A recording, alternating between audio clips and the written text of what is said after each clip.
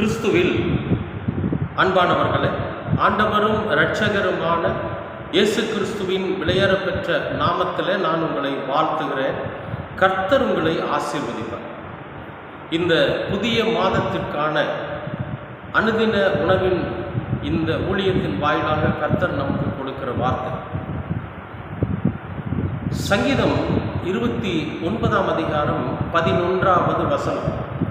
கர்த்தர் தமது ஜனத்திற்கு பலன் கொடுப்பார். கர்த்தர் தமது ஜனத்திற்கு சமாதானம் அருளி அவர்களை ஆசீர்வதிப்பார். கர்த்தர் தமது ஜனத்திற்கு பலன் கொடுப்பார். கர்த்தர் தமது ஜனத்திற்கு சமாதானம் அருளி அவர்களை ஆசீர்வதிப்பார். அன்பானவர்களே, கடந்த மாதத்தில் 31 நாளும் நம்முடைய வாழ்க்கையில் நம்ம எத்தனையோ விஷயங்களுக்காக நம்ம ஆண்டவரோட சமூகத்தில் மண்டிட்டு ஜெபம் பண்ணியிருக்கோம். அது ஒருவேளை நிறைவேறாமல் கூட போயிருந்திருக்கலாம். சில பேருக்கு அது நிறைவேறி இருக்கலாம். இப்போ கடந்த மாதத்தில் கர்த்தர் செய்த நன்மைகளுக்காக அவருக்கு நம்ம நன்றி சொல்ல கடமைப்பட்டிருக்கிறோம். ஒவ்வொரு நாளும் கர்த்தர் நமக்கு காண்பிக்கிற புதிய புதிய ஆசீர்வாதத்திற்காக, புதிய புதிய காரியங்களுக்காக நாம் அவருக்கு நன்றி சொல்ல கடமைப்பட்டிருக்கிறோம். சரி, அப்போ நம்ம வேண்டுதல் நிறைவேறலையே, நம்ம ஆண்டவர்கிட்ட கேட்டோம், நம்முடைய வேண்டுதல் நிறைவேறலையே, அப்போ நாம் என்ன நன்றி சொல்லலாமா அப்படின்னா சொல்லலாம். எதுக்காக தெரியுமா? புதிய மாதத்தில் புதிய காரியத்தை, புதிய விதமான ஆசீர்வாதத்தை நீ தருகிறதற்காக நன்றி சொல்லு. ஒருவேளை கடந்த மாதத்தில் அந்த காரியங்கள் நிறைவேறி இருந்தால் நம்முடைய வாழ்க்கையில் ஒரு சில விஷயங்கள் தாமதமானது நிறைவேறி இருந்தால் ஒருவேளை நமக்கு அது பிரயோஜனம் இல்லாமல் கூட போயிருக்கலாம். அதனால் கடவுள் தாமதிக்கிறார் என்று சொன்னால் அது நன்மையான ஒரு காரியத்தை நமக்கு கொடுப்பதற்காகத்தான் கர்த்தர் தாமதிக்கிறார் என்பதில் கொஞ்சம் கூட சந்தேகமே இல்லை. சரி, அப்போ இந்த மாதத்தில், இந்த புதிய மாதத்தில் கர்த்தர் நமக்கு என்ன ஒரு வார்த்தையை சொல்கிறாருன்னு கேட்டிங்கன்னா, கர்த்தர் தமது ஜனத்திற்கு பலன் கொடுத்து சமாதானத்தை கொடுத்து ஆசீர்வதிப்பார் அப்படின்னு சொல்லி இந்த வசனம் சொல்லுது.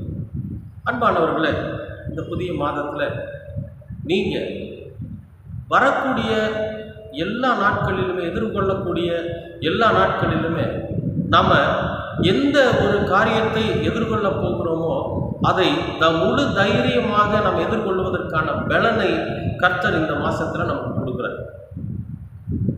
பலனற்று போனவர்கள் இந்த உலகத்தில் சமாதானத்தை இழந்து போயிருக்கிறார்கள். பலன் இல்லைனாவே சமாதானம் இருக்காது. அதனால ஆண்டவர் என்ன சொல்றாரு? முதல் பலன் கொடுக்குறார். இந்த புதிய மாதத்தில் நீங்கள் பலன் பெறுவீர்கள். சரி, இந்த பலன் எதுக்காக அப்படின்னா, எப்படிப்பட்ட விஷயமாக இருந்தாலும் சரி, இந்த புதிய மாதத்தில் அதை எதிர்கொள்ளக்கூடிய அளவிற்கு கர்த்தர் உங்களுக்கு பலனை தரும். அப்போ நம்ம பலனோடு அந்த காரியத்தை எதிர்கொள்ளுகிற போது நிச்சயமாக நாம் அதில் வெற்றி அடைய முடியும். கண்டிப்பாக நம்ம எடுத்த காரியத்தை நிறைவேற்றவும் முடியும். இந்த புதிய மாதத்தில் நாம் ஒரு விஷயத்துக்காக முயற்சியை நாம் மேற்கொள்ளக்கூடிய ஒரு நிலை ஏற்பட்டு இருந்தாலும் அதற்கு நமக்கு பலன் வேணும். பலன்னா பல விதத்தில் நாம் பலனை சொல்லலாம். ஒன்று, நமக்கு நல்ல ஆரோக்கியமான சிந்தனைகள் இருக்கணும், நல்ல ஞானம் இருக்கணும், உடம்பு நல்ல ஆரோக்கியமாக இருக்கணும், பொருளாதாரம் நமக்கு தேவையான அளவுக்கு இருக்கணும். இது எல்லாமே நமக்கு பலன் தான். அப்போ எந்த விஷயத்தில் நாம் பலவீனமாக இருக்கிறோமோ, இப்போ ஃபினான்சியலாக அவர் கொஞ்சம் வீக்னஸ்ங்க, பொருளாதாரத்தில் கொஞ்சம் பலவீனமாக இருக்கிறாரு, சரீரம் கொஞ்சம் வீக்னஸாக இருக்குது, உடல்நிலையில் கொஞ்சம் பலன் இல்லாமல் இருக்கிறாரு, சிந்தனைகள் செயல்பாடுகளில் அவர் கொஞ்சம் வீக்னஸ்ஸு, அப்புறம் என்னன்னு கேட்டிங்கன்னா நாம் எந்த ஒரு காரியத்தை எடுத்தாலும் அதை குறித்து ஒரு சோர்ந்து போகிற நிலைமை, இதெல்லாம் இருக்கக்கூடியவர்களுக்கு கர்த்தர் என்ன பண்ணுறாரு? பலன் கொடுக்குறார். எதில் நாம் பலனற்று இருக்கிறோமோ, எதில் நாம் பலவீனமாக இருக்கிறோமோ அந்த காரியத்தில், அந்த சூழ்நிலையில் கர்த்தர் நமக்கு இந்த புதிய மாதத்தில் பலன் கொடுக்கிறவராக இருக்கிறார். நீங்கள் தைரியமாக இருங்க. பலவீனமாக இருந்தீங்கன்னா கண்டிப்பாக கர்த்தர் உங்களுக்கு பலனை கொடுப்பார்.